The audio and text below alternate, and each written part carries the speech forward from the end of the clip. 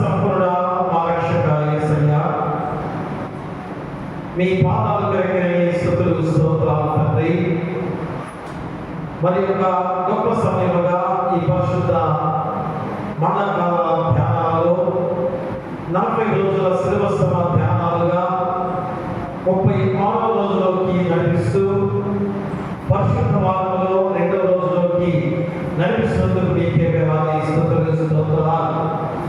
మట్లాది రోజు యెరూషలేము జయ ప్రవేశం చేసిన మీరు ఎంత గొప్ప త్యాగము చేయడానికి ధైర్యముగా యెరూషలేము ప్రవేశించి మరి ప్రతిదీ కూడా ఎంత పాప జీవితాల్లో ఉన్న మా జీవితాలను శుద్ధీకరణ చేసే విధానంలో మీరు కొనసాగుతున్న ప్రయాణం అయా గొప్ప రోజులోనే పరిశుద్ధంగా పిలువబడుతూ మేము తగినైనా ముందుకు కొనసాగుతున్న సమయం. అందుకని ఈరోజు 2వ రోజులో ప్రవేశించిన మేము ఎంతమందినైనా దేవుని ఆలయంలో గడుపుతున్నారో ఈ పరిశుద్ధ వారంలోనైనా ఉండాలని పదే పదే గుర్తు చేస్తున్నాను. బిడ్డలు చాలా మంది అలసత్వాన్ని ప్రదర్శిస్తున్నారు, రాలేని వారిగా జీవిస్తున్నారు. లోకపరమైన పనులు ఎన్నున్నా కానీ 1 గంట దేవుని ఆలయంలో కూర్చోడానికి బిడ్డలు ఎంత ఎక్కడికి వేస్తున్నారు తండ్రి. పరిశుద్ధ వారంలోనైనా రావడానికి బిడ్డలు సిద్ధంగా లేని విధానంలో ఉన్నారు. ఖచ్చితంగా తండ్రి ఈ పరిశుద్ధ వారమైన దినంలో ఎంతో మంది రాని వారిగా ఉన్నారు. మరి ఈ రోజైనా రేపైనా ఎల్లుండైనా మరి వారంతా కూడా ఎంత గొప్ప భక్తి శ్రద్ధలతో ప్రపంచ మానవాళి మనం ఆరాధించుకునే గొప్ప సమయం. కాబట్టి నాయన బిడ్డలు ఎవరు అశ్రద్ధ నిర్లక్ష్యం చేయకుండా ప్రతి మోకాలని పాసంలో మోకరిల్లి మీ నామానికి మహిమ ఘనత ప్రభావాలు కలిగించే విధంగా ప్రతి ఒక్కరిని నడిపించమని ఈ ఆరాధనగా తోడుగా నడిపించమని నీ కుమారుడు మాపైన యేసుక్రీస్తు ద్వారా వేడుకుంటున్నాము తండ్రి. ఆమేన్. హిమాచార్యము ప్రియులారా, క్రీస్తు మరణము ప్రేమ చూడరే మనసారా. హిమాచార్యము ప్రియులారా, క్రీస్తు మరణము ప్రేమ చూడరే మనసారా. ఆ మహాత్ముడు మరణ మగురీతి కనుగొన్న సామాన్య మగునొక్క జనుని చందము కాదు. ఈ మహిని గల పాప జీవుల పై మహాకృప చూపి నిత్యం క్షేమము సగెను కొరకు మరు శ్రమ చేరుతుండై నాడు స్వేచ్ఛను. హిమాచార్యము ప్రియులారా, క్రీస్తు మరణము ప్రేమ చూడరే మనసారా. కొండలవలె భారమై లోక పాపములు దహింపబడే ఘోరమై నిండు భారము క్రింద నిలుచున్న వేదను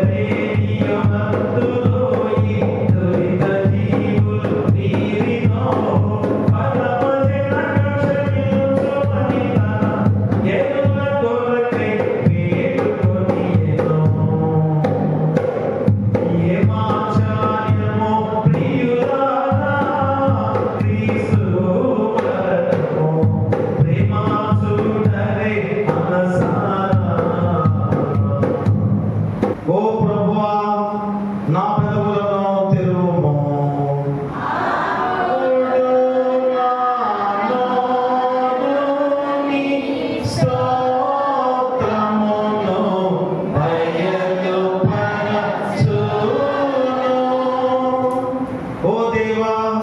నన్ను విడిపించుటకు త్వరగా రమ్ము.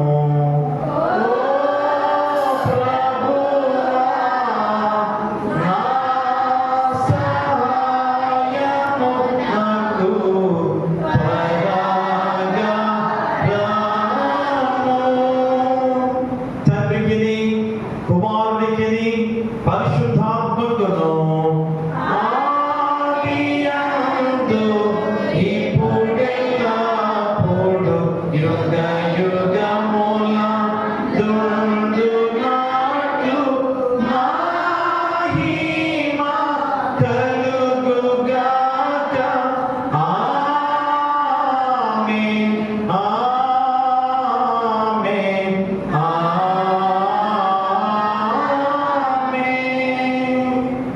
ఉత్తరచిత్రాలుగా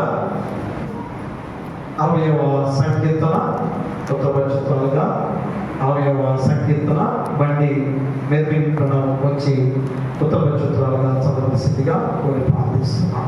దేవా, మమ్ము విడనాడి ఉన్నావు, మమ్ము చెదరగొట్టి ఉన్నావు. నీవు కోపపడితివి, మమ్ము మరలా బాగు చేయము. నీ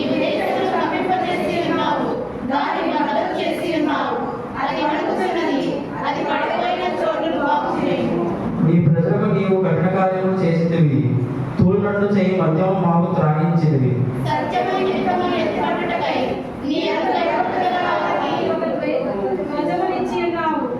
నీ ప్రియులు విమోచింపబడినట్లు నీ కుడి చేత నన్ను రక్షించి నా పుత్రమేమో.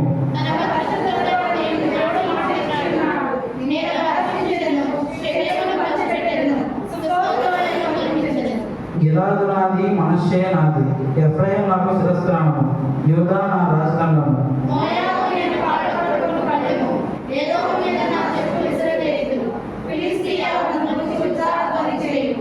కోటగల పట్టణంలోకి నన్ను ఎవడు తోడుకొని పోవును? ఏదోములోకి నన్ను ఎవడు నడిపించును? దేవా, నీవు విడనాడి ఉన్నావు కదా. దేవా, నా శత్రువుతో కూడా నీవు పరిపేరుతావా? మనుషుల సహాయము వ్యర్థము, శత్రువులను జయించుటకు మాకు సహాయం దయచేయము. అందరూ కలిసి దేవుడి వలన మేము సూర్యకాలం జరిగించదము, మా శత్రువు మనకు వాడు ఆయనే. తండ్రికి కుమారునికి పరిశుద్ధాత్మకు ఆదియందు ఇప్పుడు ఎల్లప్పుడూ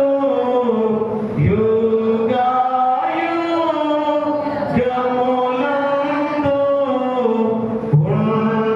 ఉండునట్లు మహిమ కలుగును గాక.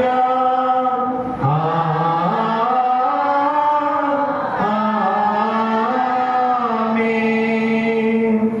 వాక్య ధ్యానము పరిశుద్ధైన మత్తయి రాసిన సువార్త 21వ అధ్యాయము 10 నుంచి 13 వచనాలు.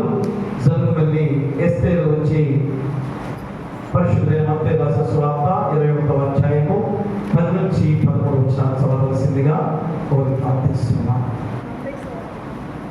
మత్తయి సువార్త 21వ అధ్యాయము 10వ వచనం నుండి 13వ వచనం వరకు. ఆయన యెరూషలేములోనికి వచ్చినప్పుడు పట్టణమంతయు ఈయన ఎవరో అని కలవరపడెను. జన సమూహము ఈయన గలిలయలోని నజరేతు వాడకు ప్రవక్త అయిన యేసు అని చెప్పింది.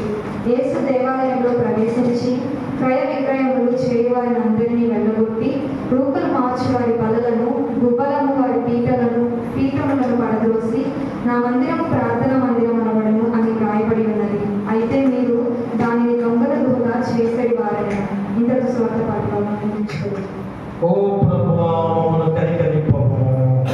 దేవునికి స్తోత్రము కలుగును గాక. వాక్య ధ్యానానికి ముందుగా ప్రార్థనలో నడిపించడానికి నా సేవకి శ్రీమతి చిత్రాలపురం ఆదమ్మ గారు, అమ్మగారు పాస్టర్ గారు, రిటైర్డ్ పాస్టర్ గారు వచ్చి ప్రార్థనలు నడిపించవలసిందిగా కోరి ప్రార్థిస్తున్నాం.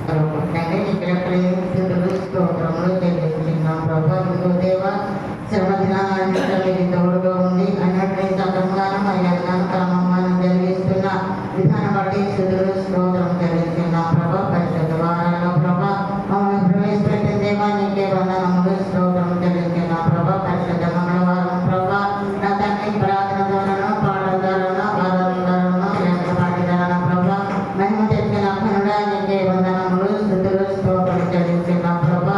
దేవా 36వ రోజులో ప్రవేశపెట్టినయ్యా నీ వందనాలు ప్రభా. మా సంఘమంతుల ప్రభా క్షేమంగా ప్రభా సంఘంలో ఉన్న నా తండ్రి గృహాల్లో జీవిస్తున్న వృద్ధులను పురుషులను స్త్రీలను యవనస్తులను బాలబాలికలను అందరూ ప్రభా క్షేమంగాను ఆరోగ్యంగా కాపాడు ప్రభా. వెళ్ళాను ప్రభా దశకథాల్లో ప్రభా విరిగి హృదయంతో ప్రభా యొక్క పరిశుద్ధ మంగళవారంలో ప్రవేశించినారు దేవా నీకే వందనములు స్తుతులు స్తోత్రం చెల్లిస్తున్నాం ప్రభా. అందరం దీవించండి ఆశ్రదించండి ప్రభా.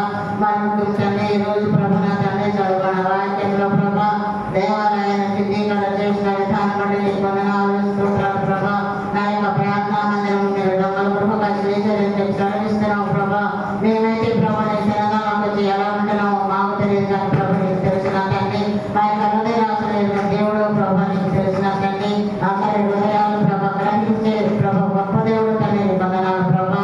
చదవబడిన వాక్యం ప్రభా నీ కళాసులు వివరించుకోవచ్చుగా పరలోక రాజ్యంలో మరిపరిచిన వాక్యంలో బయటపడ్డాను ప్రభా.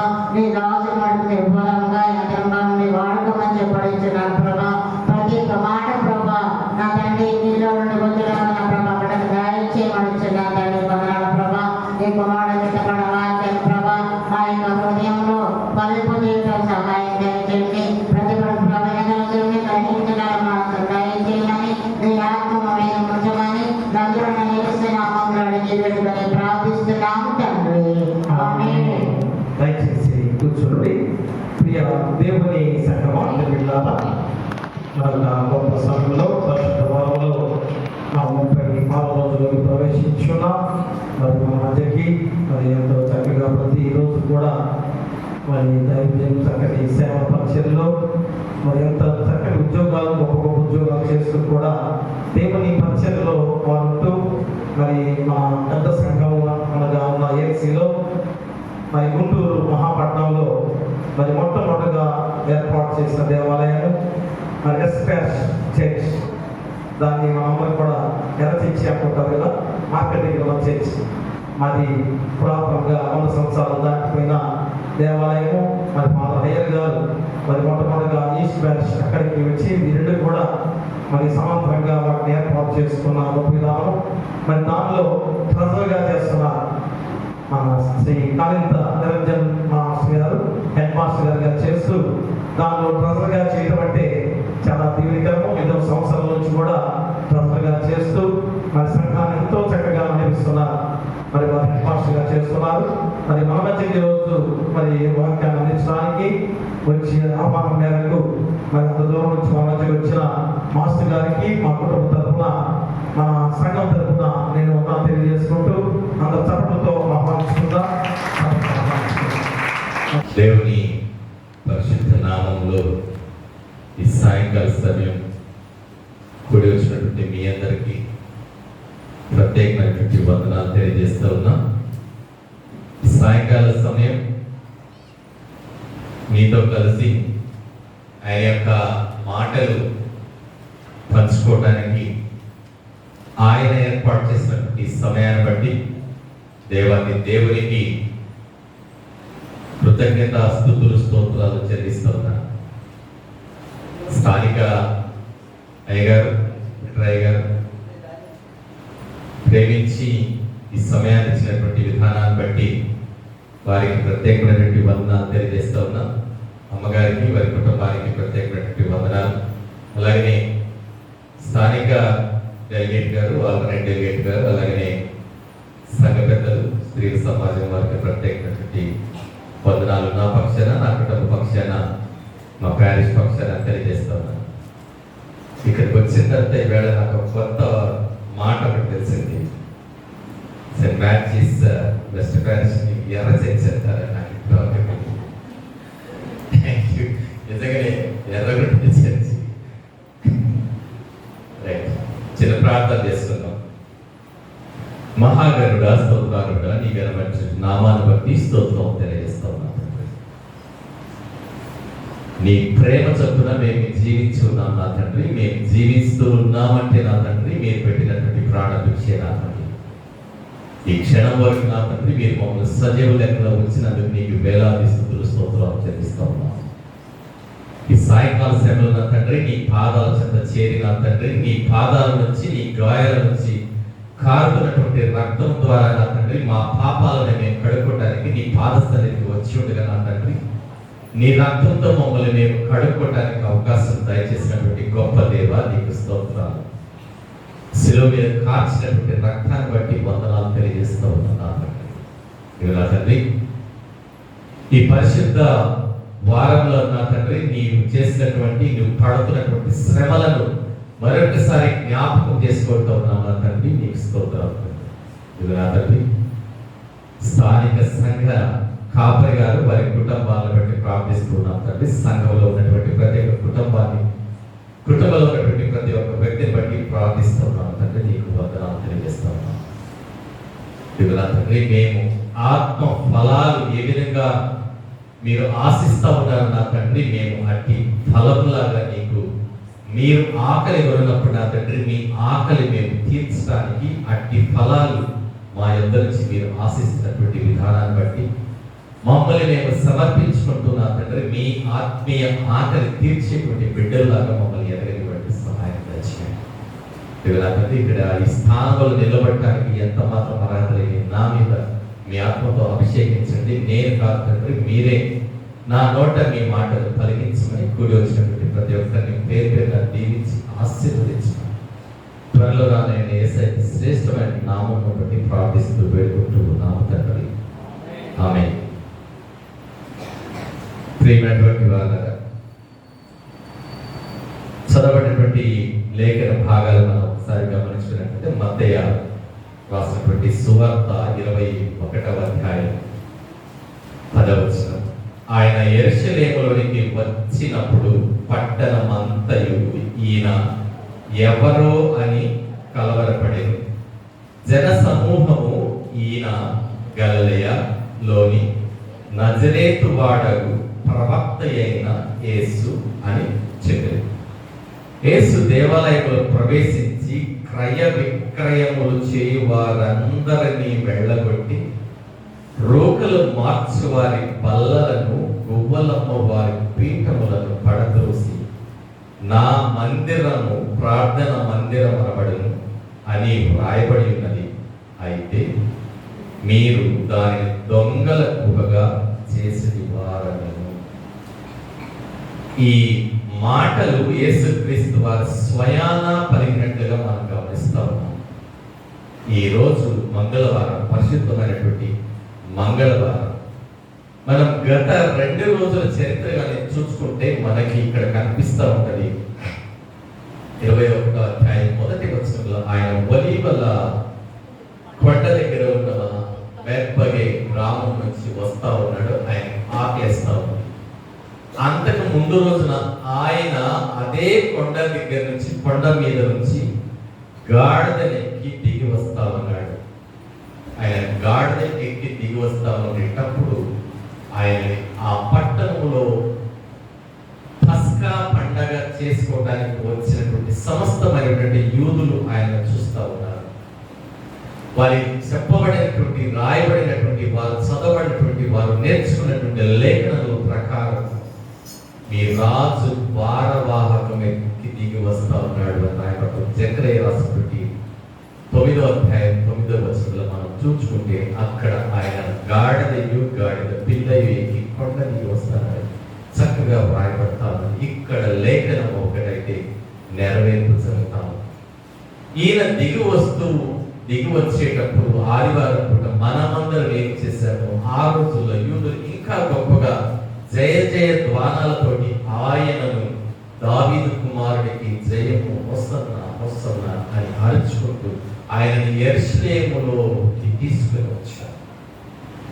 ఆయన యెరూషలేము గుమ్మములోనికి సమీపించినప్పుడు ఆయన గాడిదను దిగి గాడిద పిల్లను ఎక్కి యెరూషలేములోకి ప్రవేశించినట్టుగా మనం చరిత్రకారులు చెప్తా ఉంటారు. ఆయన ఎప్పుడైతే ప్రధాన ద్వారంలోకి ఆయన వచ్చాడో ఆయన వెళ్ళవలసినటువంటి మార్గము రాజు మార్గం వైపు అందరూ వెళతారని ఆశిస్తా ఉన్నారు. రాజు ఉండేటువంటి గృహం మీదకి ఈయన దాడి చేస్తా ఉన్నారు. దాడికి వెళ్తామని వారందరూ ఆశపడతా ఉన్నారు. వారు అరుస్తూ ఉన్నారు, హోసన్నా. హోసన్నా అంటే మాకు రక్షణ కలగజేయి, మాకు విడుదల కలగజేయి, లిబరేటర్స్ రైట్ నౌ, ఇప్పుడే మాకు రక్షణ కలగజేయని ఆయన అరుస్తూ ఉన్నారు. ఎప్పుడైతే ఆయన ఇటువైపు వెళ్ళవలసినటువంటి ఆయన ఇటువైపు వెళ్తే ఆ రోమేన్ సామ్రాజ్యానికి సంబంధించినటువంటి వారి యొక్క రాజరికపు గృహాలు ఉంటాయి. ఇటువైపు వెళ్తే యెరూషలేము మందిరం ఉంటుంది. ఆయన అయితే యెరూషలేము మందిరం వైపు వెళ్తా ఉన్నాడు. ఆయన వచ్చినటువంటి పని ఏంటయ్యా అంటే ఆయనకు తెలుసు, ఆయన రాజుల మీద తిరుగుబాటు చేయడానికి ఆయన రాలేదు, వారి మీద యుద్ధాలు చేయడానికి ఆయన రాలేదు. కానీ పాపిమైనటువంటి నన్ను, పాపిమైనటువంటి నిన్ను రక్షించడానికి, విడుదల దయచేయడానికి ఆయన ఈ లోకంలోకి వచ్చాడు. ఈ పాపం అనేది మనకి ఎక్కడ నుంచి వచ్చిందయ్యా అంటే ఎప్పుడైతే ఆజ్ఞని అతిక్రమించారో ఈ లోకంలోకి పాపము మరణం రూపంలో వచ్చింది. ఆ వచ్చినటువంటి మరణము ఎప్పుడైతే ఈ మరణము ఈ లోకంలోకి వచ్చిందో ఆ మరణపు ముళ్ళులు భూమి మీద ఉన్నాయి. ఆ భూమి మీద ఉన్నటువంటి మరణపు ముళ్ళును విరిచేయాలి అంటే ఒక మనిషి ఆ ముళ్ళును ఎత్తుకోవాలి, ఆ ముళ్ళు ధరించాలి, ఆ ముళ్ళును తీసివేయాలి. మన పిల్లలకి ఎవరికైనా కాళ్ళలో ముళ్ళు పుచ్చుకుంటే మనం జాగ్రత్తగా పినిసి పెట్టేసి ఆ ముళ్ళును తీయడానికి ప్రయత్నం చేస్తాం. పరిశుద్ధాత్మ దేవుడు కూడా మన మధ్యలో ఉన్నటువంటి పాపం అనేటువంటి ముళ్ళును తీసివేయడానికి ఆయన యొక్క కుమారుడిని ఈ లోకంలోకి పంపించాడు. ఆయన నెత్తిలో ఉన్నటువంటి ముళ్ళ కిరీటము నేను చేసినటువంటి పాపం, నీవు చేసినటువంటి పాపం, నీ పాపముల కోసం, నా పాపముల కోసం ఆయన ముళ్ళ కిరీటాన్ని ధరించాడు. ఆయన యెరూషలేము దేవాలయం దగ్గరికి వెళ్ళినప్పుడు అక్కడ చూస్తే మనకి నలుగురు సువార్తికులు కూడా దాన్ని రాస్తూ ఉంటారు. నలుగురు సువార్తికులు ఈ అంశాన్ని రాస్తూ ఉన్నారు. కానీ యోహాను అయితే మొట్టమొదటి రాసేశారు. మిగిలిన వారైతే, మిగిలిన ముగ్గురు మత్తయి, మార్కు, లూకా అయితే కొంచెం తర్వాత ఆయన మరణానికి వెళ్ళబోయే ఏదైతే ఉందో ఈ ప్యాషన్ వీక్, ఈ శ్రమ లేదా మంచి హోలీ వీక్ అని మనం ఏదైతే అనుకుంటున్నామో, ప్యాషన్ వీక్ అని ఏదైతే సమర్పించుకుంటున్నామో దేవునికి, ఆ రోజు, ఆ రోజుల్లో, ఆ వారంలో వీళ్ళు ముగ్గురు రాసినట్టు గమనిస్తాం. మీరు ఎన్నికైన ధ్యానం చేసుకోండి. మార్కు సువార్త 11వ అధ్యాయం, లూకా సువార్త 19వ అధ్యాయం 45వ వచనం, యోహాను సువార్త 2వ అధ్యాయంలోనే మనకి ఈ మాటలు రాయబడి ఉంటాయి. ఈ మాటలు రాయబడి అక్కడ ఇప్పుడు మనము యేసుక్రీస్తు వారు యెరూషలేములో ఉన్నటువంటి యెరూషలేము దేవాలయం, సొలొమోను నిర్మించినటువంటి దేవాలయం, పడగొట్టబడినటువంటి దేవాలయము, ఆయన కట్టబడినటువంటి, తిరిగి కట్టబడినటువంటి దేవాలయంలోకి ఆయన వెళతా ఉన్నాడు. చూద్దాం. ఆయన యెరూషలేములోకి వచ్చినప్పుడు, ఆయన యెరూషలేములోకి వచ్చినప్పుడు పట్టణమంతయు ఈయన ఎవరు అని కలవరపడుతూ ఉన్నారట. ఈ కలవరపాటు ఇప్పటిది కాదు సోమా. ఈ కలవరపాటు హేరోదు కాలం నుండే యేసుక్రీస్తు వారు పుట్టినప్పుడే హేరోదు కలవరపడ్డాడు. మత్తయి సువార్త 2వ అధ్యాయం 3వ వచనంలో చూసుకుంటే మనకి జ్ఞానులు వస్తారు హేరోదు దగ్గరికి. జ్ఞానులు వచ్చి, అయ్యా ఆ నక్షత్రాన్ని బట్టి మేము వచ్చాము, మీ దగ్గర ఉన్నటువంటి రాజు ఎక్కడ ఉన్నాడు, ఇలా పుట్టినటువంటి రాజు ఎక్కడ అంటే యూదుల రాజుగా పుట్టిన వాడు ఎక్కడ ఉన్నాడు, తూర్పు దేశం నుండి మేము నక్షత్రం చూసి ఆయన పూజలకు వచ్చిందని చెప్పినప్పుడు హేరోదు రాజు సంగతి విన్నప్పుడు అతడును అతనితో కూడా యెరూషలేము వారందరూ కలవరపడ్డారు. ఇదేంటి, మన దగ్గర కదా రాజు పుట్టాలి, యెరూషలేములో కదా రాజు పుట్టాలి, రాజు అంటే మందిరంలో కదా పుట్టాలి అంటే ఆ రాజు వచ్చింది ఎవరు? కోసం అయ్యా అంటే నా కోసం, నీ కోసం.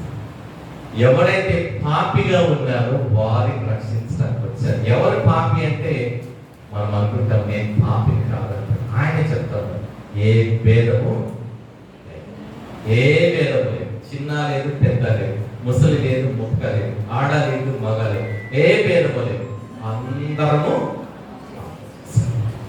మన జన్మ పాపం, మన జన్మతః మనం పాపం. ఆయన ఏ పాపము ఎరిగినటువంటి ఆయన పాపము లేదు, ఆయన పుట్టుకలో పాపం లేదు, ఆయన పరిశుద్ధాత్మ ద్వారా జన్మించబడినటువంటి ఆయన చూచి ఆ రోజు కలవరపడింది యెరూషలేము. మళ్ళీ ఆయన ఈ రోజు యెరూషలేము మందిరంలోకి వచ్చినప్పుడు అక్కడ రాయబడతా ఉన్నది, పట్టణమంతయు ఈయన ఎవరో అని కలవరపడింది. పట్టణమంతయు ఈయన ఎవరో అని కలవరపడటం ఏంటి? ఆయన వచ్చింది మెస్సియగా వచ్చాడు. ఆయన కొండ దిగి వచ్చేటప్పుడు ఈయన రాజు రాజు అని కేకలు వేసినటువంటి వ్యక్తులు, మెస్సియా అని కేకలు వేసినటువంటి వ్యక్తులు, హోసన్నా అని కేకలు వేసినటువంటి వ్యక్తులు కలవరపాటు గురవుతూ ఉన్నారు. ఇదే కలవరపాటు ఆయన రాజ మందిరం వెళ్తే కలవరపడేవాడేమో కాదు, కానీ ఈయన మందిరంలోకి వచ్చినప్పుడు మీరు కలవరపడతా ఉన్నారు. తిరువెళ్ళి వాళ్ళగా చూద్దాం, కలవరపడతా ఉన్నారు. జన సమూహము ఈయన ఎవరో ఈయన ఎవరో ఈయన ఎవరో అని అనుకుంటా ఉన్నప్పుడు చాలా కొద్ది మంది చెప్తా ఉన్నారు ఆయన గురించి. ఈయన గలిలయుడు, ఈయన గలిలయుడు, ఈయన నజరేతు వాడు, నజరేతులో పుట్టినటువంటి వాడు, అలాగే ప్రవక్త యేసు. ఎన్ని మాటలు చెప్తా ఉన్నారు ఆయన గురించి. ఆయన గలిలయుడు అని చెప్తా ఉన్నారు, నజరేతు వాడు అని చెప్తా ఉన్నాడు, ప్రవక్త అని చెప్తున్నారు, ఆయనను యేసు అని చెప్తా ఉన్నారు. యేసు అంటే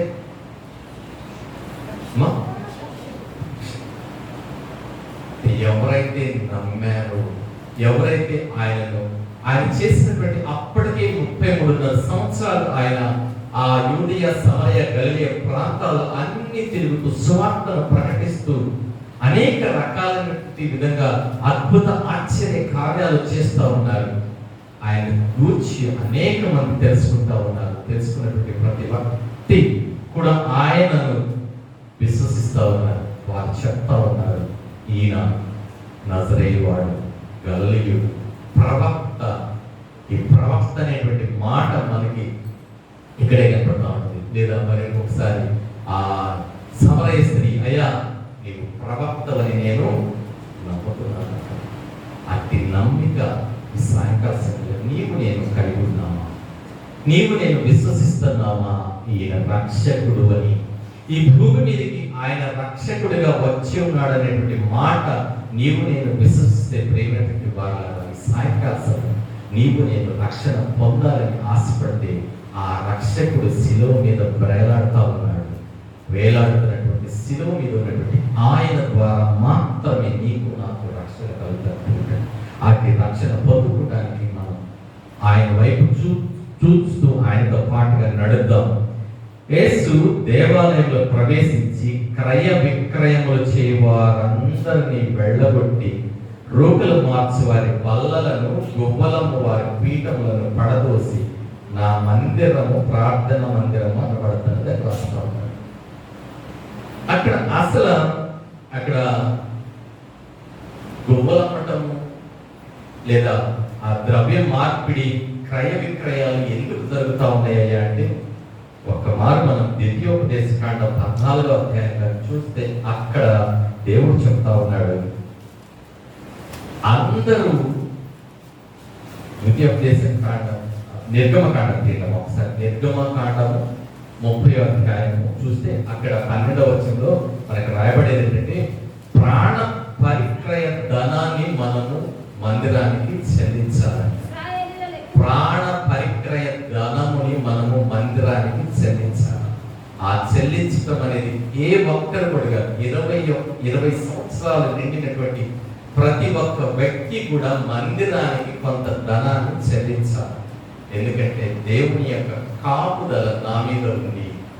దేవుడు నన్ను కాపాడుతూ ఉన్నాడు, దేవుడు నన్ను సంరక్షిస్తూ ఉన్నాడు. ఆయన కొంత ధనము, కొంత నా దగ్గర ఉన్నటువంటి ఎంత అంటే, నేను గొప్పవాడని నీకు ₹1,00,000 ఇస్తాను, నువ్వు ఇంకా గొప్పవాడిని ₹1,00,00,000 ఇస్తాడు, వాడిని తక్కువ వాడని తక్కువ ఇస్తాను, రూపాయి ఇస్తానంటే కుదరదు. అక్కడ తన మన భేదం ఏం లేదు. అందరూ ఎంత ఇవ్వాలంటే, బీదవాడు ఎక్కువ ఇవ్వకూడదు, ధనవంతుడు తక్కువ ఇవ్వకూడదు, బీదవాడు తక్కువ ఇవ్వకూడదు, ధనవంతుడు ఎక్కువ ఇవ్వకూడదు. అందరూ ఎంత ఇవ్వాలంటే అరతులను మాత్రమే ఇవ్వాలి. అరతులు ఇక్కడ తారతమ్య భేదాలు ఏమీ లేవు. ఆ నిర్గమకాండం నుంచి ద్వితీయోపదేశకాండం వరకు వచ్చేసరికి ఇది ఏమైపోయిందయ్యా అంటే, అక్కడ చూడండి, మనం ద్వితీయోపదేశకాండం 14వ అధ్యాయంలో చూసుకుంటే మనము ఇక్కడ దూర ప్రాంతం నుంచి యెరూషలేము మందిరానికి వచ్చేటప్పుడు వారు సమర్పించాల్సినటువంటి గొర్రెలు కానీ ఏదైనా బలి పశువుని తీసుకుని రావడానికి, దాన్ని మోసుకురావడం కానీ అంత దూరం ప్రయాణం తీసుకురావాల్సినటువంటి అవసరత లేదు అని అక్కడ ఏం చేశారంటే చిన్న అమెండ్మెంట్ చేసుకున్నారు. ఏం చేశారయ్యా అంటే, మార్గము దీర్ఘముగా ఉన్నందున, అనగా యెహోవా తన నామమునకు నివాస స్థానంగా ఏర్పరచుకున్న స్థలము మిక్కిలి దూరంగా ఉన్నందున నీవు వాటిని మోయలేని ఎడల నీ దేవుడైన యెహోవా నిన్ను ఆశీర్వదించినప్పుడు వాటిని వెండికి మార్చి ఆ వెండిని చేత పట్టుకొని నీ దేవుడైన యెహోవా ఏర్పరచుకున్న స్థలమునకు వెళ్ళ నీవు కోరు దేనినైనా, ఎద్దులకేమి, గొర్రెలకేమి, ద్రాక్షరసంకేమి, మద్యములకేమి నీవు కోరు దాన్ని ఆ వెండినిచ్చి అక్కడ నీ దేవుడైన యెహోవా సన్నిధిని బోధించిన. అంటే దూర ప్రాంతంలో వారు సమర్పించవలసినటువంటి లేదా అర్పించవలసినటువంటి బలులు అంత దూరం నుంచి తీసుకురావడానికి కష్టం అనుకున్నప్పుడు దాన్ని అమ్మి దేనిగా మార్చుకురమ్మన్నట్టు వెండిగా మార్చుకురమ్మన్నాడు. ఆ మార్చబడినటువంటి వెండిని తీసుకొచ్చి ఇక్కడ సమర్పించమంటారు. ఇప్పుడు మనము ఇక్కడ తారతమ్య భేదాలు లేకుండా మనిషి ఒక అరశకలు చెల్లించాలి. దూర ప్రాంతం నుంచి వచ్చేటువంటి వారికి ఇవ్వదలసినటువంటి పరిహారార్థ బలులు ఏవైతే ఉన్నాయో వాటిని వెండి రూపంలో మార్చి తీసుకొచ్చి యెరూషలేము మందిరంలో సమర్పించాలి. ఇది కాన్సెప్ట్ దేవుడి. ఇప్పుడు మనం చూద్దాం. యేసు 12వ వచనం, యేసు దేవాలయంలో ప్రవేశించి క్రయ విక్రయములు చేయి వారందరినీ వెళ్ళగొట్టి రోకలు మార్చి వారి బల్లలను, గుబలము వారి పీఠములను పడద్రోసేది. ఇక్కడ గుబ్బలమ్ముతా ఉన్నారు, క్రయ విక్రయాలు చేస్తా ఉన్నారు. తర్వాత రూకలు మార్చి వారు ఉన్నారు, క్రయ విక్రయ చేస్తూ ఉన్నారు, రూకలు అమ్ముతూ ఉన్నారు, గుబ్బలు అమ్ముతూ ఉన్నారు, గబ్బలు పావురాలు అమ్ముతూ ఉన్నారు. మనం ఏదైతే బలి అర్పించాలని అనుకుంటా ఉన్నారో అవి ఇక్కడ దొరుకుతా ఉన్నాయి. ఎందుకు ఇక్కడ దొరుకుతా ఉన్నాయి అంటే, మనకి ఇక్కడ 2 రకాలైనటువంటి వ్యక్తులు సమాజ మందిరంలో లేదా సినగోగుల్లో లేదా దేవాలయం మీద యాజమాన్యం చేస్తూ ఉంటారు. ఒకడు ప్రధాన యాజకుడు, రెండవ వారు సద్దుకయ్యులు. ఈ ప్రధాన యాజకులు సద్దుకయ్యులు ఏం చేస్తారంటే, ఈ మందిరంలో వారి వ్యాపారాలు చేయడానికి ఈ వ్యక్తులను నియమించుకొని వారి ద్వారా ఎక్కువ మొత్తాలకి అమ్ముతాం. So simple.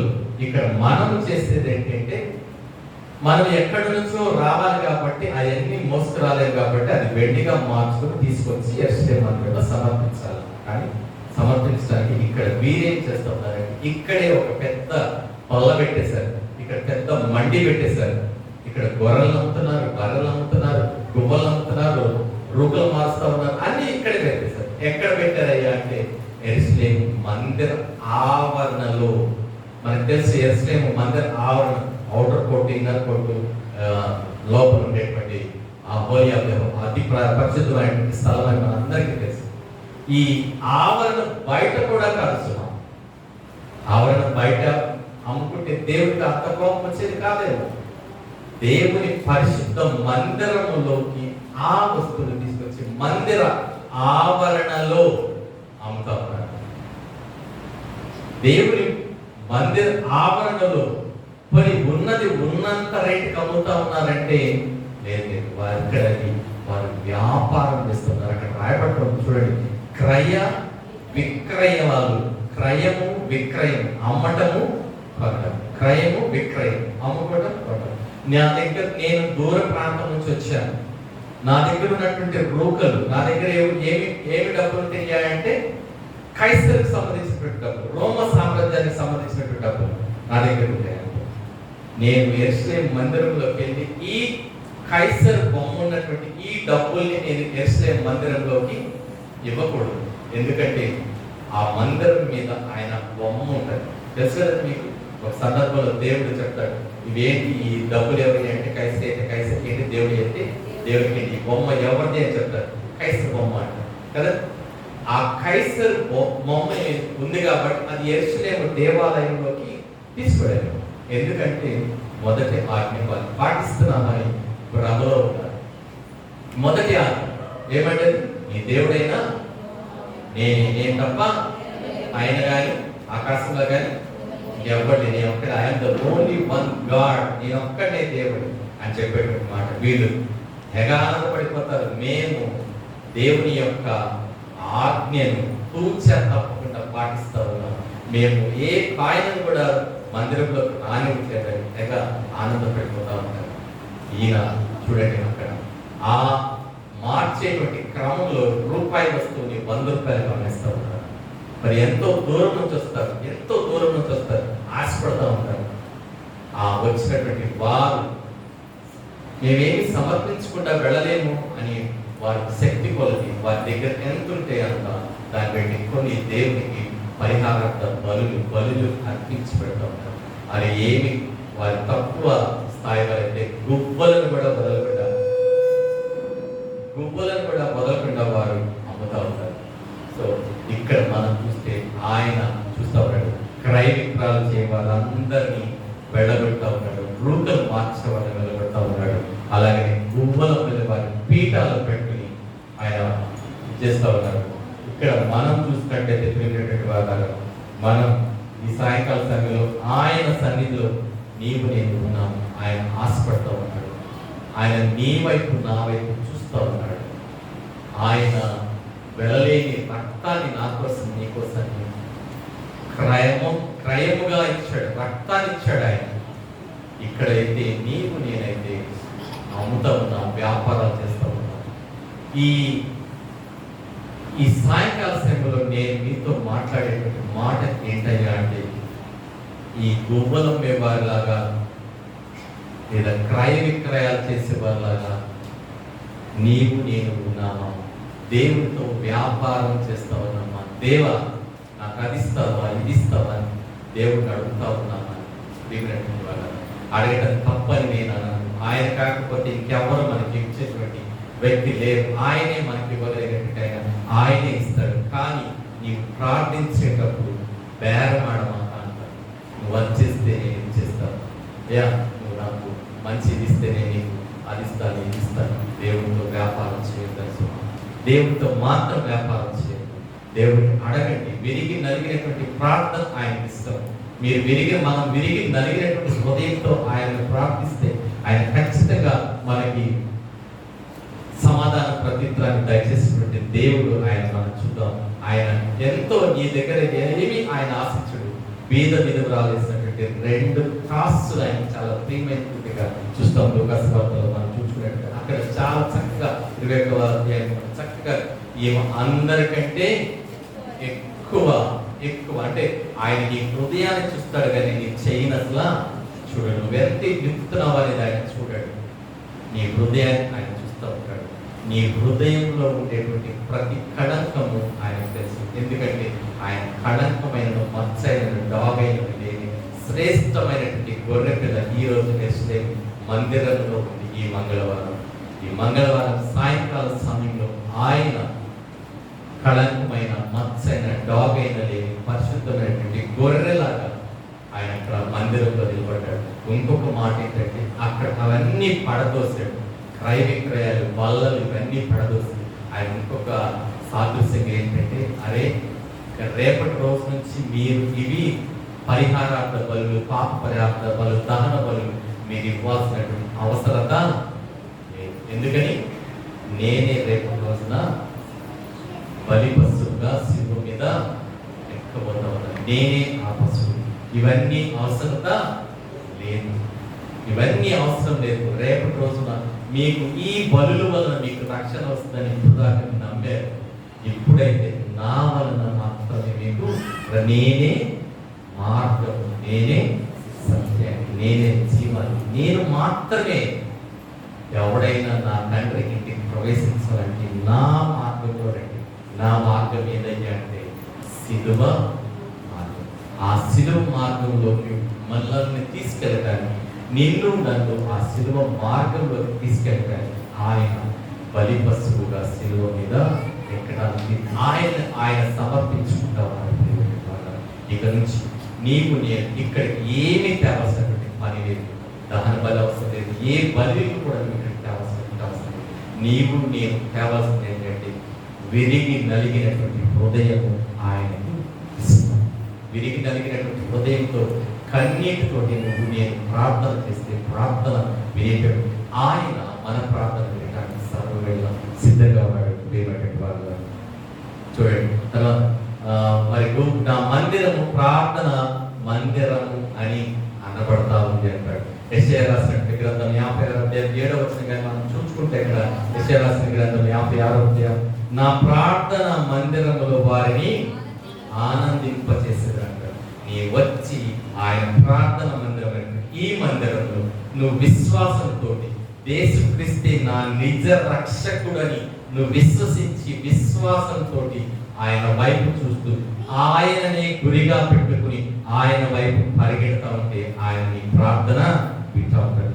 నా ప్రార్థన మందిరంలో వారిని ఆనందింపచేసాను.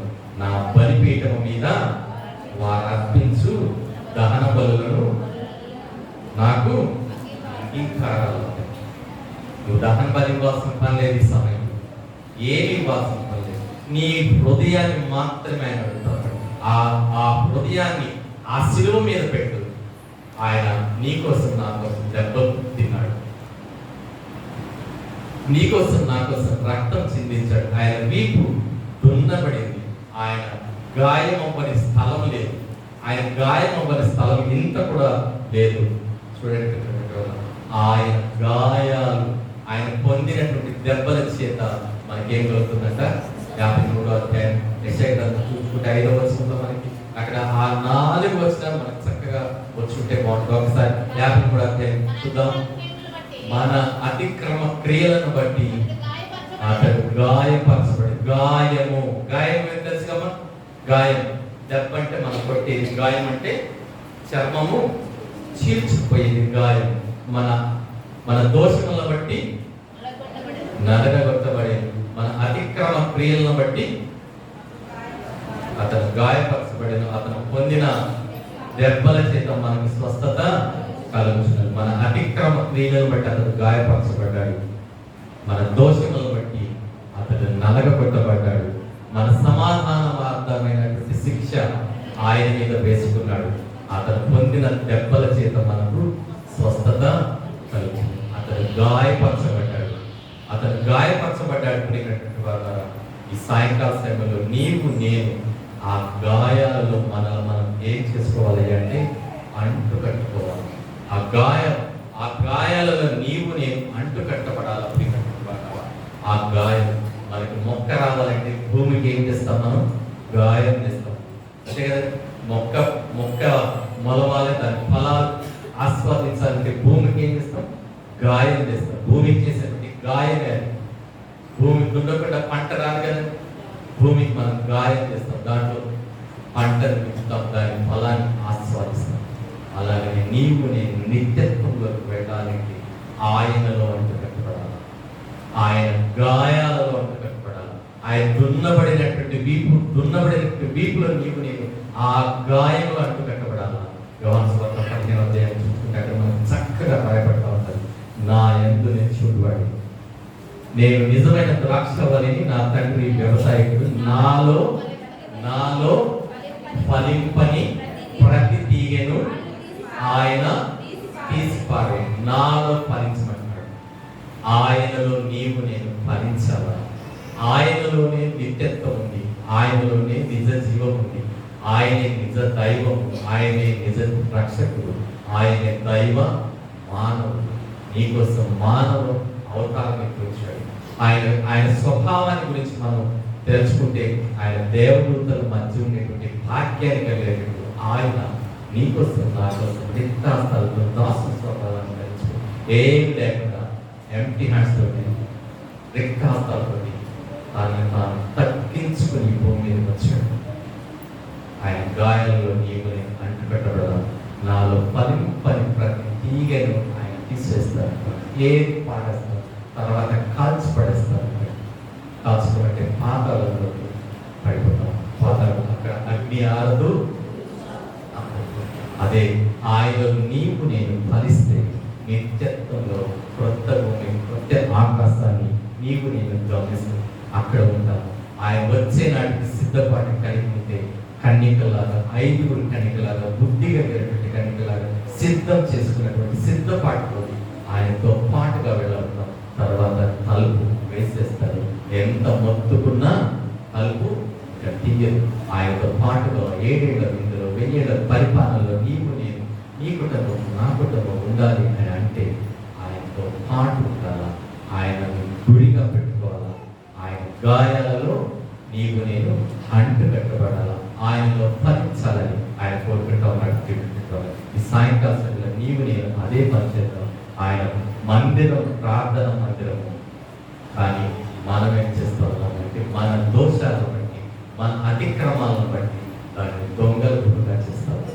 ఇక్కడ ఏది ఆయన మందిరం, ఆయన దేహాన్ని గురించి ఆయన మాట్లాడతారు.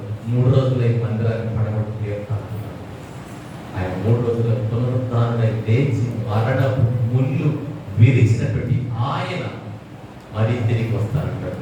నీకోసం, నా కోసం తండ్రి ఇంకా అనేక గృహాలు నేను నీకోసం సిద్ధం చేస్తానని చెప్తా ఉన్నాడు. ఒక గృహాన్ని నీవు సంపాదించుకో, ఒక గృహాన్ని నేను సంపాదించుకుంటాను, ఒక గృహాన్ని మనం అందరం అక్కడ దేవుని సన్నిధిలో కాల్చుకోవాలి. మనం అందరం నిత్యత్వంలో, నిత్య రాజ్యంలో అక్కడ ఉండాలి. అక్కడ ఆయన సన్నిధిలో ఆయనతో పాటుగా ఎదగాలి. అట్టి కృపని పరిశుద్ధాత్మ దేవుడు నీకు, నాకు, మనకి, మనందరికీ దయచేయగా. ఆమె మరొకసారి నాకు ఈ అవకాశం ఇచ్చినటువంటి అయ్యగారికి మరొకసారి వందనాలు.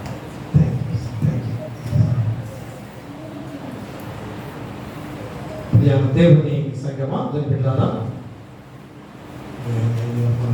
మాస్టర్ గారు, రేపు మాస్టర్ గారు, కాళిత నిరంజన్ గారు చక్కటి వాక్యం ద్వారా మన దేవాలయ శుద్ధీకరణ మన అంశం చేత మన దేహం అనే దేవాలయ విషయంలో నాడు హస్తగతమైన దేవాలయ విషయంలోనే ఎంత కోపంతో వాళ్ళు చేసే క్రయవిక్రయాలు, మరి దేవునికి ఎంత కోపం వచ్చిందో, ఎంత ఉగ్రత వచ్చిందో, మరి దేహం అనే దేవాలయ విషయంలో ఎంత కోపడతాడో అది మనము గ్రహించాల్సిన గొప్ప విధానంలో మనం ఆయనకి గడే వారిగా ఉండాలి.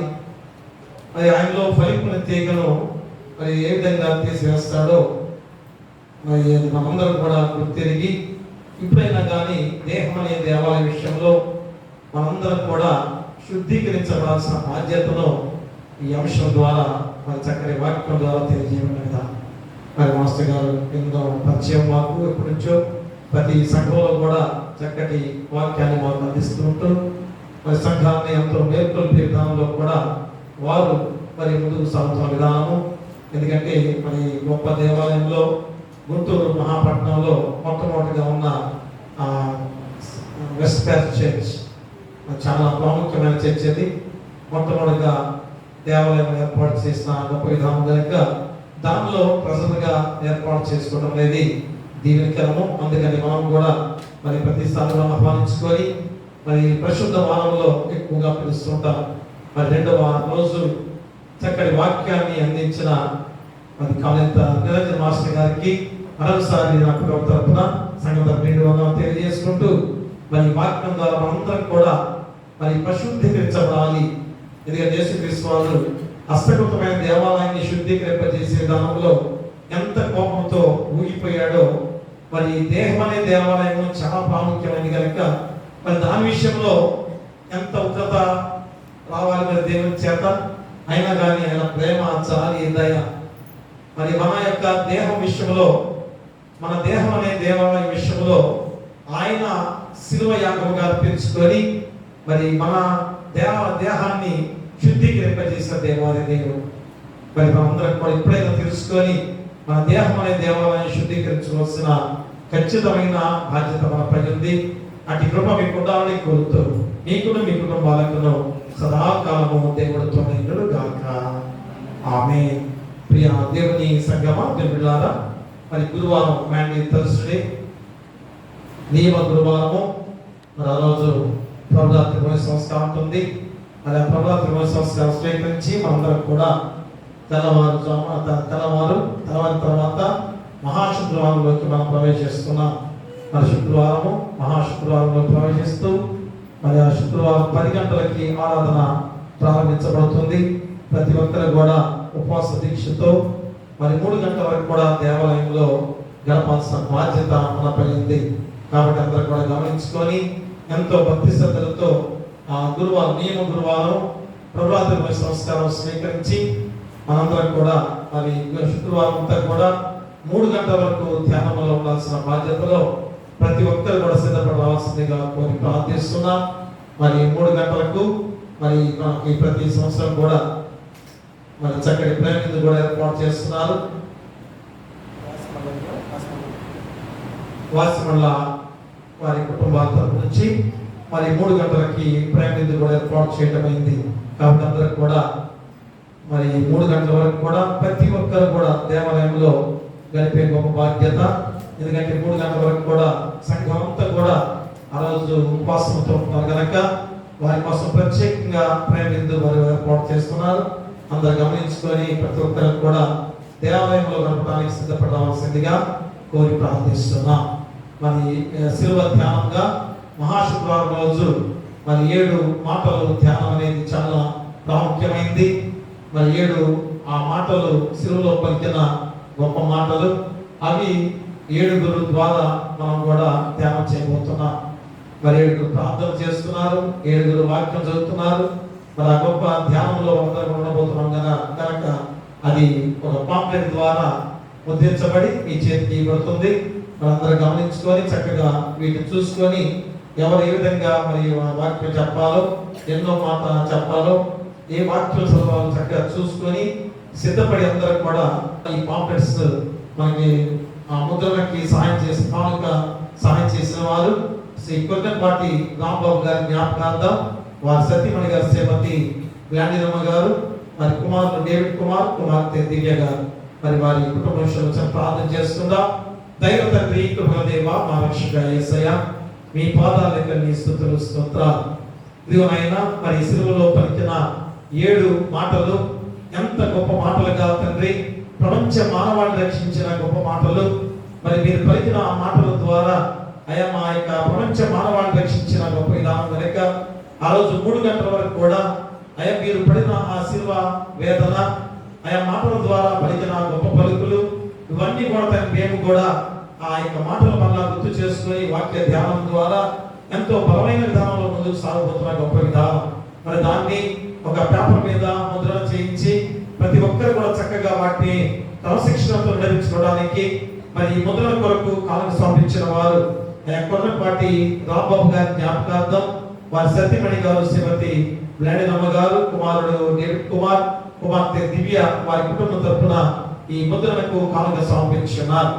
వాటి వారి కుటుంబాన్ని 30 60 ఫలింపచేసి రైతులు దీనిలో వాక్యం చదివేవారు కానీ, ప్రార్థన చేసేవారు కానీ, ధ్యానం చేసేవారందరూ కూడా అయ్యా చక్కగా చేయడానికి మీ పరిశుద్ధాత్మ శక్తిని పొందరించి మరి ఎలాంటి ఆటంకం జరగకుండా మీరే తోడుగా నడిపించమని ఇప్పుడు ఈ యొక్క పేపర్స్ ఉన్నాయినా ముద్రణ చేసిన ఈ పాంప్లెట్స్ ను తండ్రి, కుమార, పరిశుద్ధాత్మ పేరున ఇదిగో నాయన ప్రారంభిస్తూ దీని ద్వారా బిడ్డలు చక్కగా క్రమంతో నడుచుకునే బాధ్యత దయచేయమని నీ కుమారుడు మా ప్రభువైన యేసుక్రీస్తు ద్వారా వేడుకొంచున్నాము తండ్రి.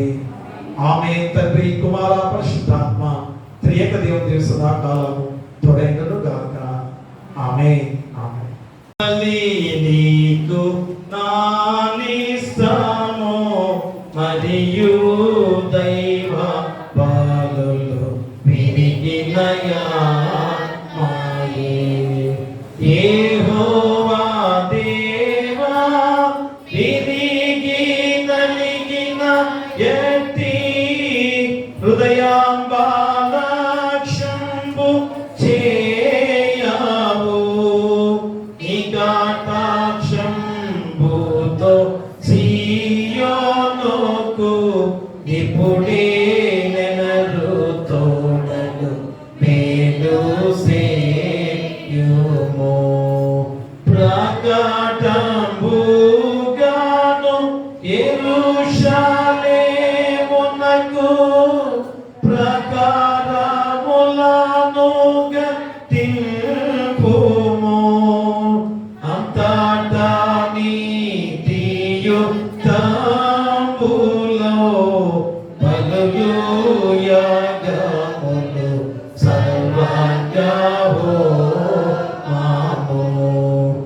ఎంతో ఇష్టము బలిపీఠము మీద ఎన్నో కోడెల జనుల పింతురు దహన బలి నీకు నానిష్టమో మరియు దైవములు విరిగిన యామాయే. ప్రార్థిద్దాము. మహాగరుడా, మహాపరిశుద్ధుడా, మా మిక్కిలి ప్రియ పరలోకపు తండ్రి, పరమండలమందు ఆశీనుడిగా ఉన్న గొప్ప దేవ, మీకే వేలాది స్తుతులు స్తోత్రాలు. అయా గడిచిన నిన్న దినం నుంచి ఈ దినం వరకు మమ్మల్ని కాచి కాపాడి మరి యొక్క 40 రోజుల శిలువ శ్రమ ధ్యానాలలో ఆయా పరిశుద్ధ వారముగా 2వ రోజులోకి నడిపించినందుకు కూడా మీకే వేలాది స్తుతులు స్తోత్రాలు. ఈ గొప్ప సమయంలో దేవాలయ శుద్ధీకరణ అనే అంశం ద్వారా అయా మీరు ఎంతో చక్కటి వాక్యాన్ని మాకు అందింప చేసినందుకు మీకే వేలాది స్తుతులు స్తోత్రాలు. ఎందుకనగా అయా మీరు ఏ రీతిగా అట్లాది వారం రోజు మరి యెరూషలేము జయప్రవేశం చేసుకున్న తర్వాత అయా దేవాలయ శుద్ధీకరణ చేసిన సందర్భం తండ్రి అయా మరలా ఈ రోజు మేము గుర్తు చేసుకుంటాం గొప్ప విధానం. ఎందుకనగా ఆనాడు తండ్రి నాయన వారు చేసే ఆ వ్యాపారాలు అయా దేవాలయంలో చేసే వ్యాపారాలు అయా మిమ్మల్ని ఎంతగా మనస్తాపానికి గురి చేశాయో, ఎంత బాధ కలిగించిన సందర్భాన్ని కూడా మాకు గుర్తు చేస్తున్నారు. ఎందుకంటే పరిశుద్ధ ఆలయము ఈ ఆలయము దేనికి ప్రాముఖ్యత, ఎందుకు ప్రాముఖ్యత? అయా హస్తకృత్యముగా కట్టుకున్న ఈ రాళ్ళ ద్వారా నిత్యమైన రాళ్ళలో అయా ఉన్నదా, మరి దానిలో శక్తి ఉన్నదా అని అనుకోవచ్చేమో. కానీ అయా దీని యొక్క ప్రత్యేకత ప్రాముఖ్యత ఏమిటనగా అయా ప్రతి ఒక్కరూ కూడా సజీవమైన దేహాలతో ఉన్న అయా మనుషులందరూ కూడా ఈ దేవాలయంలో అది ఏ రీతిగా తండ్రి ఒకటిగా ఆరాధించుకునే గొప్ప బిడ్డలుగా ఉండటమే ప్రత్యేకమైన విధానం. మరి అందుకనే పరిశుద్ధ ఆలయంగా అయా పిలువబడిన గొప్ప విధానాన్ని బట్టి మీకే వేలాది స్తుతులు స్తోత్రాలు. కాబట్టి తండ్రి ఆనాడు హస్తకృత్యముగా కట్టుకున్న యెరూషలేము దేవాలయంలో అయా ఎలాంటి క్రయ విక్రయాలు జరుగుతున్నాయో, రోగులు మార్చేవారిగా ఉంటున్నారు. అయా దహన బలిగా అర్పించుకునే గొర్రెలను, అయా మేకలను, మరికొన్ని గొడ్లను, పావురాలను, అయా గువ్వలను మరి ఏ రీతిగా ఆ దహన బలి అర్పించే విధానం కనుక పాపరిహార్థ బలుగా అర్పించుకునే విధానంలో ఉన్నారు కనుక అది వారే అయా ప్రధాన యాజకులు ఉన్న వారే అయా అక్కడ అమ్మే భయంకరమైన స్థితి. అందుకని దానికి అన్న బజారు అనే పేరు కూడా పెట్టిన సందర్భం. మరి ఆ బజార్లో ఎంత దారుణమైన వ్యాపారాలు జరుగుతుండేవి అనగా అయా ఎంతో పల్లెటూరులో వారు గొర్రెలను పెంచుకొని ఎంతో కష్టంతో పెంచుకున్న ఆ మేకలను గాని, గొడ్లను గాని, గువ్వలను గాని, పావురాలు గాని అయా మీరు తక్కువ రేటుకు కొనుక్కొని అయ్యా ఎక్కువ రేటుకు దహనబలికి అర్పించడానికి అమ్మేవారు. ఎంత మోసకరమైన వ్యాపారాలు చేసేవారు, అయా లోకలు మార్చేవారు.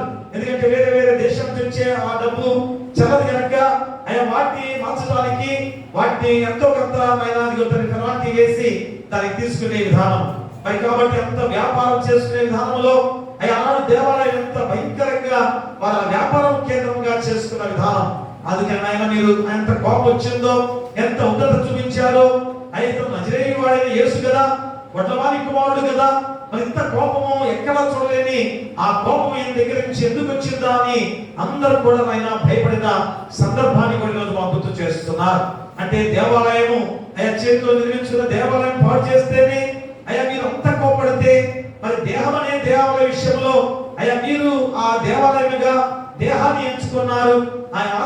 దేహంలో ఉంచారు. మరి ఆ దేహంతో మేము చేసే భయంకరమైన పాపక్రియలకి ఇంకెంత కోపం రావాలి? అయ్యా, మనిషి నిర్మాణం చేయడానికి ఆనాడు ఆదాము విషయంలో మీరు చేసిన గొప్ప విధానం ద్వారా ఆ మట్టితో చేసిన శరీరమే కానీ ఆ దేహంలో మీ ఆత్మను ఉంచారంటే ఆ దేహం ఎంత ప్రాముఖ్యమైన దేహంగా మార్చబడింది. కాబట్టి దేహం అనే దేవాలయ విషయంలో ఖచ్చితంగా మనందరం కూడా బాధ్యత తీసుకొని శుద్ధీకరణ చేసుకోవాల్సిన బాధ్యత ఉంది తండ్రి. ఎందుకంటే నాయన అయ్యా, మా యొక్క దేహాన్ని శుద్ధీకరింప చేయడానికే కదా మీ దేహాన్ని నిలబెట్టుకున్నారు. మీ దేహాన్ని నాయన శిలువ త్యాగంగా అర్పించుకున్నారు. మరి రోజు మా దేహాన్ని మేము కాపాడుకునే వారిగా జీవిస్తున్నామా?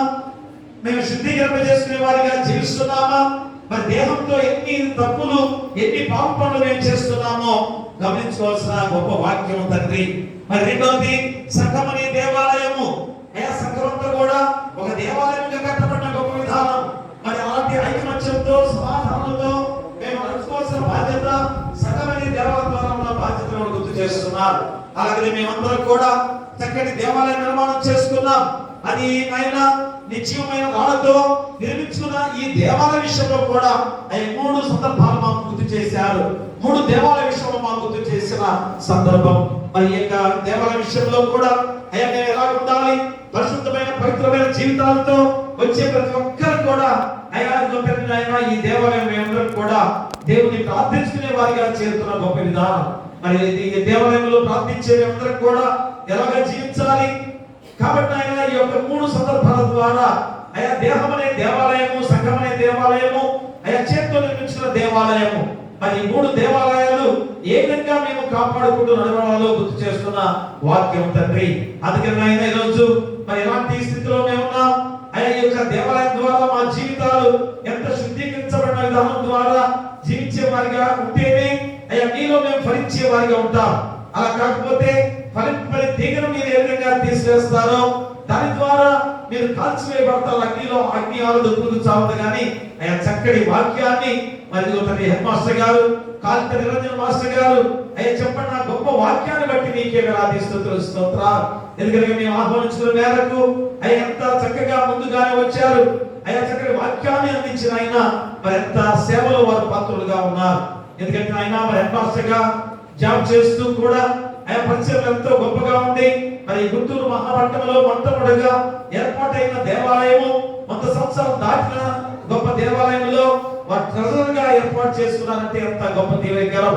మరి కాబట్టి ఆయన మరి ఆ గొప్ప సేవ పరిచయంలో వారు ఉన్నారు కనుక మేము ఈరోజు ఆహ్వానించుకున్న గొప్ప విధానమే అయ్యా. కాబట్టి వారి యొక్క ఆ ఉద్యోగంలో మీరు తోడుగా నడిపించండి, ఆ పరిచయంలో మీరు తోడుగా ఉండండి.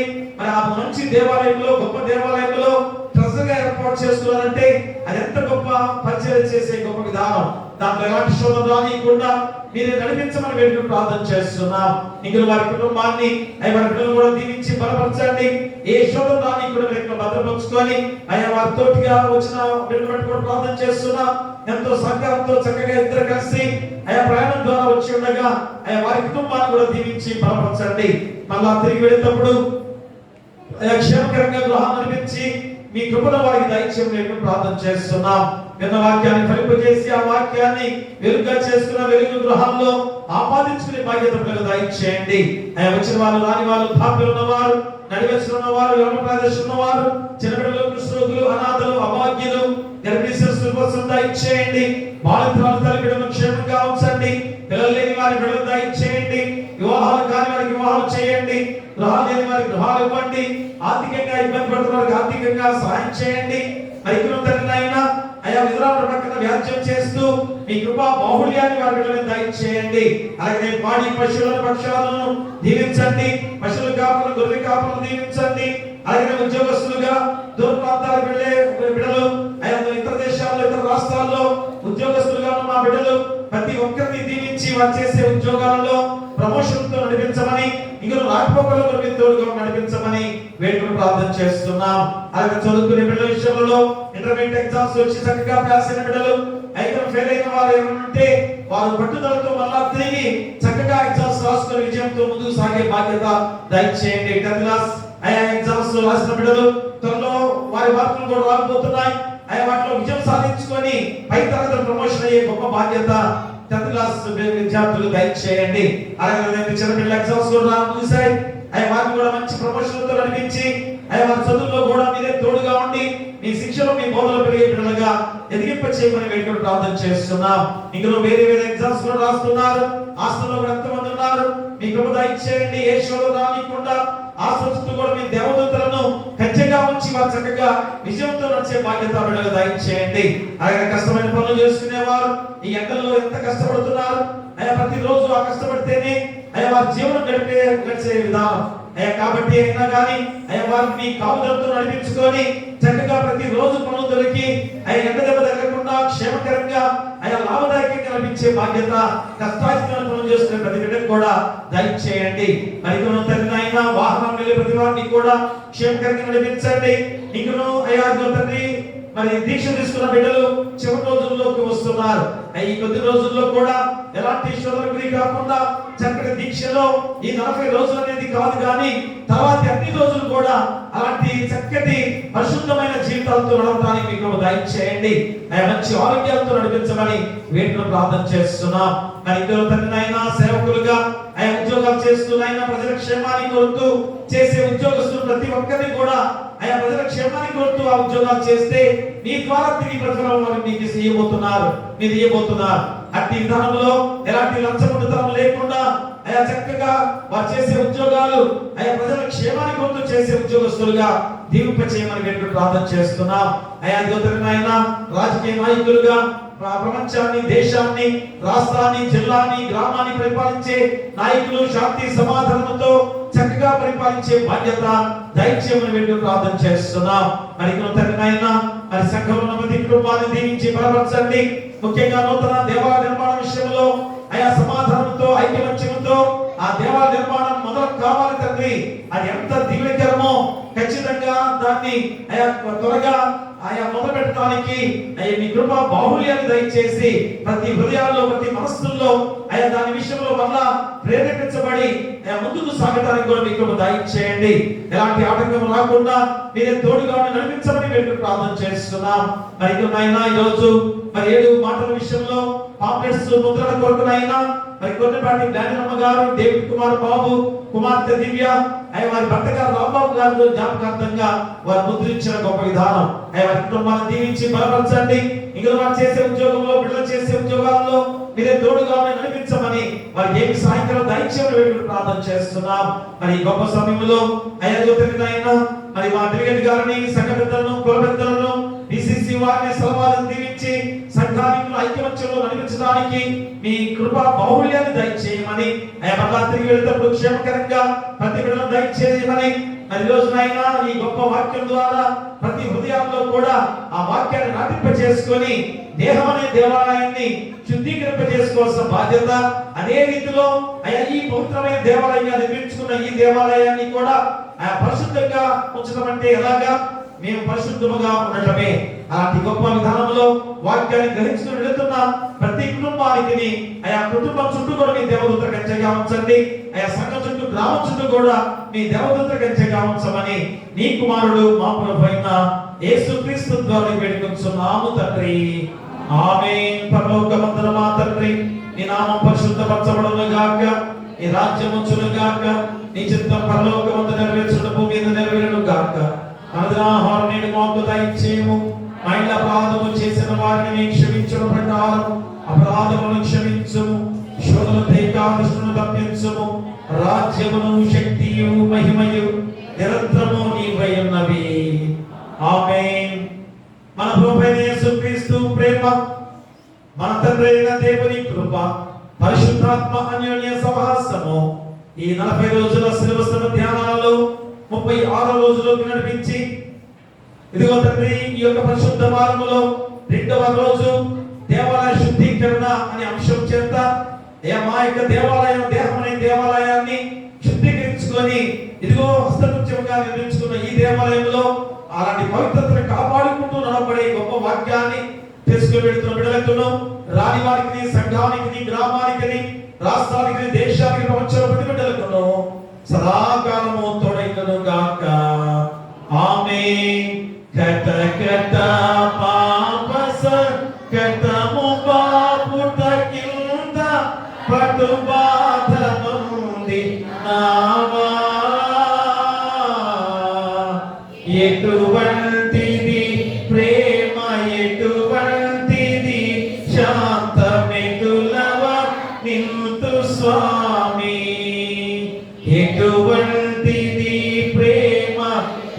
వంటిది శాంత నెటులవ నింతు స్వామి